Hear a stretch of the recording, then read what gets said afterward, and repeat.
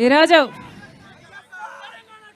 రాజశేఖర రెడ్డి బిడ్డ పాలేరులో అడుగుపెట్టిందని గుండె నిండా అభిమానంతో రాజశేఖర రెడ్డి బిడ్డకు స్వాగతం పలకటానికి వచ్చిన ప్రతి అక్కకు, ప్రతి చెల్లికి, ప్రతి అన్నకు, ప్రతి తమ్ముడికి, ప్రతి అమ్మకు, ప్రతి అయ్యకు, ప్రతి అవ్వకు, ప్రతి తాతకు మీ రాజశేఖర రెడ్డి బిడ్డ శిరస్సు వంచి చేతులు జోడించి మనస్ఫూర్తిగా నమస్కరించుకుంటోంది.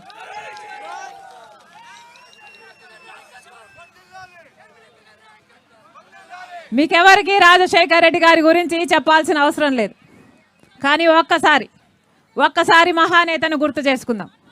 5 సంవత్సరాలు రాజశేఖర రెడ్డి గారు ముఖ్యమంత్రిగా పరిపాలన చేశాడు.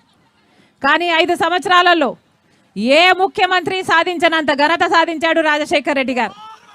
సంక్షేమం అయితేనేమి, అభివృద్ధి అయితేనేమి, జలయజ్ఞం అయితేనేమి, ఏది తీసుకున్నా రాజశేఖర రెడ్డి గారు అద్భుతంగా చేసి చూపించారు కదా. రుణమాఫీ చేస్తే ఎలా చేశాడు రాజశేఖర రెడ్డి గారు? ఒకేసారి ఎంత రుణం ఉంటే అంత రుణం 2 లక్షలైనా 4 లక్షలైనా ఒకేసారి మాఫీ చేసిన ఘనత రాజశేఖర రెడ్డి గారు. ఉచిత విద్యుత్తు రైతులకు ఇవ్వాలి అని మొట్టమొదట ఆలోచన చేసిన నాయకుడు ఎవరు? రాజశేఖర రెడ్డి గారు. అసలు మన దేశంలో ఎవరైనా ఆలోచన చేశాడా? పేద బిడ్డలు కూడా గొప్ప చదువులు చదువుకోవాలి, ఇంజనీర్లు, డాక్టర్లు, ఎంసీఏలు చదవాలి అని అంతకుముందు ఏ నాయకుడైనా ఆలోచన చేశాడా? ఒక రాజశేఖర రెడ్డి గారు కదా ఫీజు రీయింబర్స్మెంట్ ప్రవేశపెడితే ఎంతమంది పేద బిడ్డలు డాక్టర్లు, ఇంజనీర్లు, బీటెక్లు, ఎంటెక్లు, ఎంసీఏలు పైసా ఖర్చు లేకుండానే చదువుకొని ఈరోజు లక్షల మంది బిడ్డలు లక్షలు సంపాదించుకుంటున్నారు కదా. ఘనత ఎవరిది? అసలు ప్రపంచంలో ఏ నాయకుడైనా ఆలోచన చేశాడా? పేదవాడి ఇంట్లో జబ్బు వస్తే ఇంటిళ్ళ పాది అప్పుల పాలైపోతుంది కదా అని ఎవరైనా ఆలోచన చేశారా? ఒక రాజశేఖర రెడ్డి గారు కదా ఆరోగ్యశ్రీని ప్రవేశపెడితే ఎంతమంది పేదవాళ్ళు కార్పొరేట్ ఆసుపత్రికి వెళ్ళి ఉచితంగానే పైసా ఖర్చు లేకుండానే గొప్ప పెద్ద ఆపరేషన్లు చేయించుకున్న రోజులు కదా. ఎవరు ఆలోచన చేశాడు? ఏ నాయకుడు ఆలోచన చేశాడు? పేదవాడు ఫోన్ చేస్తే 20 నిమిషాలకే 108 అంబులెన్స్ రావాలి అని అంతకుముందు ఏ నాయకుడైనా ఆలోచన చేసిండా? ఒక రాజశేఖర రెడ్డి గారు కదా 108 అయినా 104 అయినా ఆలోచన చేసింది. 5 సంవత్సరాలు ముఖ్యమంత్రిగా ఉంటే 5 సంవత్సరాలలో 46 లక్షల పేద కుటుంబాలకు ఇల్లులు కట్టిన నాయకుడు ఎవరు? రాజశేఖర రెడ్డి గారు కదా. పోడు భూములకు పట్టాలైతేనేమి, అసైన్డ్ భూములకు హక్కు కల్పించడం అయితేనేమి, మైనారిటీలకు 4% రిజర్వేషన్ అయితేనేమి, ఇది ఆ కులాలకు మతాలకు అతీతంగా ప్రతి వర్గాన్ని కడుపులో పెట్టుకొని ప్రేమించిన నాయకుడు కదా రాజశేఖర రెడ్డి గారు. ఈ పాలేరు నియోజకవర్గానికి ఎంత చేశాడు రాజశేఖర రెడ్డి గారు? పక్కనే ఉంది కదా పాలేరు రిజర్వాయర్, దానికి మరమ్మతులు చేసిన నాయకుడు ఎవరు? రాజశేఖర రెడ్డి గారు కదా. నాగార్జున సాగర్ లెఫ్ట్ కెనాల్ ద్వారా దానికి నింపాలని 2 లక్షల ఎకరాలకు నీళ్లు ఇవ్వాలని ఆలోచన చేసిన నాయకుడు ఎవరు? రాజశేఖర రెడ్డి గారు కదా. ఎస్ఆర్ఎస్పి ద్వారా ఇంకొక 70,000 ఎకరాలకు నీళ్లు ఇచ్చిన నాయకుడు ఎవరు? రాజశేఖర రెడ్డి గారు కదా. కేసీఆర్ గారు ఏం చేసిండు? 1 ఎకరానికైనా నీళ్ళు ఇచ్చారా? 1 ఎకరానికైనా నీళ్ళు అందుతుందా పాలేరు నియోజకవర్గంలో?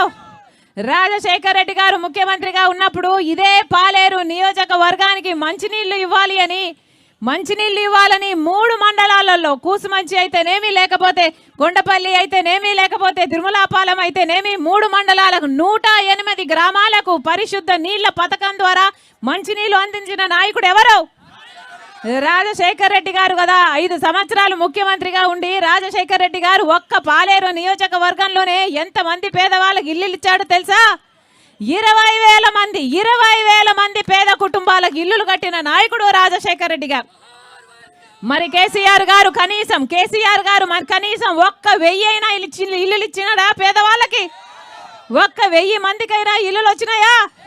మరి రాజశేఖర రెడ్డి గారు 20,000 మందికి ఇల్లులు ఇస్తే కేసీఆర్ గారు వల్ల 1,000 కూడా అయ్యే చేత కాలేదు కదా. రాజశేఖర రెడ్డి గారు ఉన్నప్పుడు గ్రనైట్ ఫ్యాక్టరీకి ఎలక్ట్రిసిటీ సబ్సిడీ ఇస్తే ఎంతమంది గ్రనైట్ ఇండస్ట్రీలు పెట్టుకున్నారు, ఎంతమంది బిడ్డలకు ఉద్యోగాలు వచ్చాయి.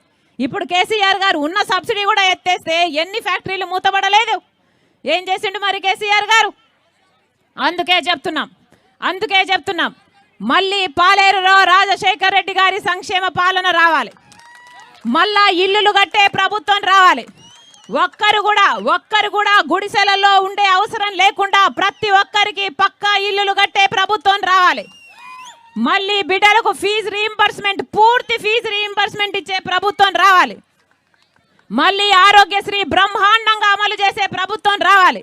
మళ్ళీ ఇంట్లో ఒక్కరికి కాదు, ఎంతమంది ముసలోళ్ళు ఉంటే అంతమందికి పెన్షన్లు ఇచ్చే ప్రభుత్వం రావాలి. ఇలా ఒకటి కాదు, రెండు కాదు, మళ్ళీ వ్యవసాయం పండుగ చేసే ప్రభుత్వం రావాలి. మహిళలను ఆర్థికంగా నిలబెట్టే ప్రభుత్వం రావాలి. ఇవన్నీ జరగాలి అంటే మళ్ళీ రాజశేఖర్ రెడ్డి గారి సంక్షేమ పాలన రావాలి. అందుకే రాజశేఖర్ రెడ్డి బిడ్డ వైఎస్ఆర్ తెలంగాణ పార్టీని స్థాపించి ఈరోజు పాలేరులో నుంచే పోటీ చేయాలనే నిర్ణయం తీసుకుంది రాజశేఖర్ రెడ్డి బిడ్డ.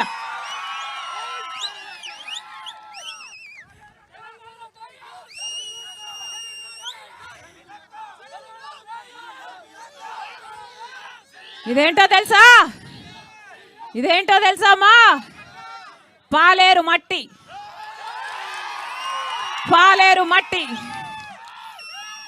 ఈ పాలేరు మట్టిలో పాలేరు ప్రజల ఆశలు అన్నీ నిమిడి ఉన్నాయి. ఈ పాలేరు మట్టిలో పాలేరు ప్రజల చెమట, శ్రమ ఉంది. ఈ పాలేరు మట్టిలో పాలేరు ప్రజల రక్తం, బలం అన్నీ ఉన్నాయి. అందుకే చెప్తున్నాం, ఈ పాలేరు మట్టి సాక్షిగా రాజశేఖర్ రెడ్డి బిడ్డ మాటిస్తుంది. ఈ రాజశేఖర్ రెడ్డి బిడ్డ ఈ రోజు నుంచి పాలేరు బిడ్డ. ఈ రాజశేఖర్ రెడ్డి బిడ్డ ఈ రోజు నుంచి మీ బిడ్డ.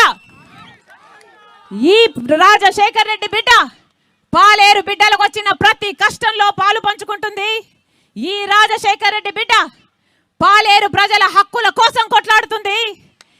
ఈ రాజశేఖర్ రెడ్డి బిడ్డ పాలేరు ప్రజలకు రాజశేఖర్ రెడ్డి గారి సంక్షేమ పాలన అందించేంత వరకు ఈ పోరాటాన్ని ఆపదు అని మాట తప్పని, మడమ తిప్పని ఆ రాజశేఖర్ రెడ్డి బిడ్డ మీకు మనస్ఫూర్తిగా మాటిస్తుంది. రాజశేఖర్ రెడ్డి బిడ్డను నేను పులి కడుపున పులే పుడుతుంది. నా గుండెలో నిజాయితీ ఉంది. మీకు సేవ చేయాలి అన్న తపన ఉంది. మనస్ఫూర్తిగా ఆశీర్వదించండి. ఆ రాజశేఖర్ రెడ్డి గారి సంక్షేమ పాలన మీ ఇంటికి చేరుస్తానని రాజశేఖర్ రెడ్డి బిడ్డ మీకు మాటిస్తుంది. మీ బంధువునైతా, మీ బలమైతా, మీ బిడ్డనైతా